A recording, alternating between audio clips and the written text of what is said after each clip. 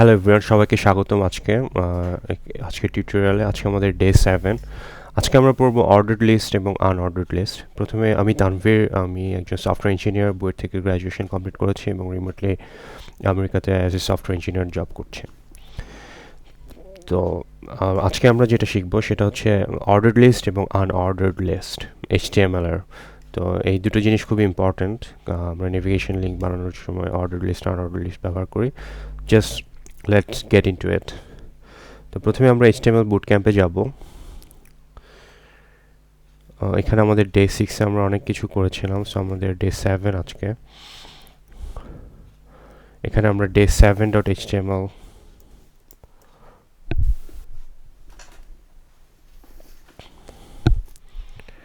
দেন press enter.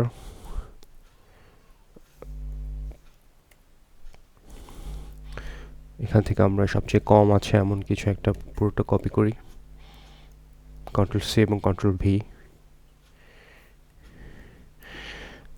তারপর আমাদের ডিভের ভিতরে সব কিছুকে আমরা কেটে দেই। তারপর আমরা লিখব অর্ডার্ড লিস্ট। প্রথমে অর্ডার্ড লিস্ট মানে হচ্ছে আমরা OL press enter, then li list. Li means list item, OL means ordered list.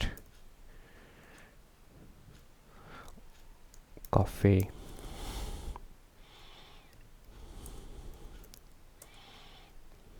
milk,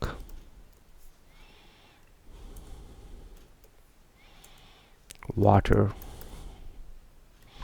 এখন যদি আমরা এটাকে ব্রাউজারে দেখি, তাহলে আমাদের ফাইলটা ব্রাউজারে ওপেন করতে হবে। সেই জন্য আমরা চলে যাই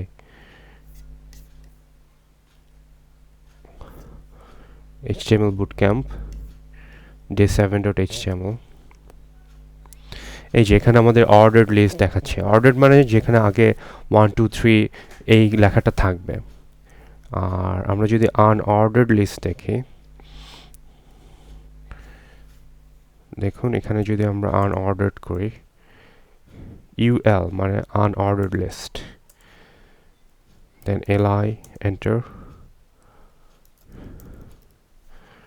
coffee,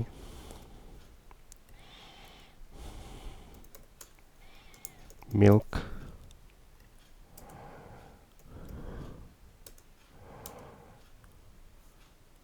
water।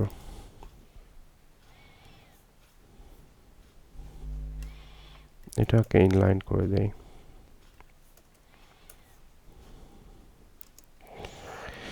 তাহলে Ctrl+S সেভ করে তারপর আমরা ব্রাউজার রিলোড করি। তাহলে দেখেন আমরা এখন আনঅর্ডার্ড লিস্টে দেখতে পাচ্ছি। নিচেরটা হচ্ছে আনঅর্ডার্ড লিস্ট, যেটাতে কোনো 1 2 3 নেই। তার মানে ওরা অর্ডারিংটা করছে না। অর্ডার্ড লিস্টে 1 2 3 থাকবে, আনঅর্ডার্ড লিস্টে শুধু লিস্ট আইটেমগুলি থাকবে এবং এটা ডট থাকবে। তো এটাই হচ্ছে অর্ডার্ড লিস্ট এবং আনঅর্ডার্ড লিস্ট।